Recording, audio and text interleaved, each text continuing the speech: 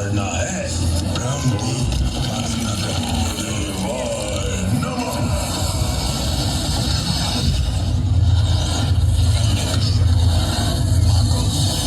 क्या मानना चाहते हो? सब कुछ।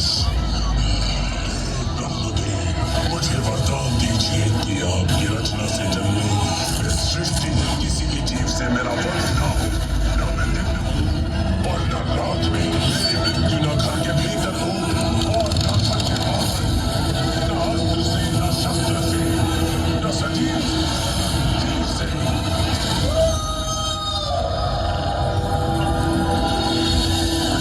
जब हद से बढ़ जाता है वहाँ प्रकाश का पुनर्जन्म होता है।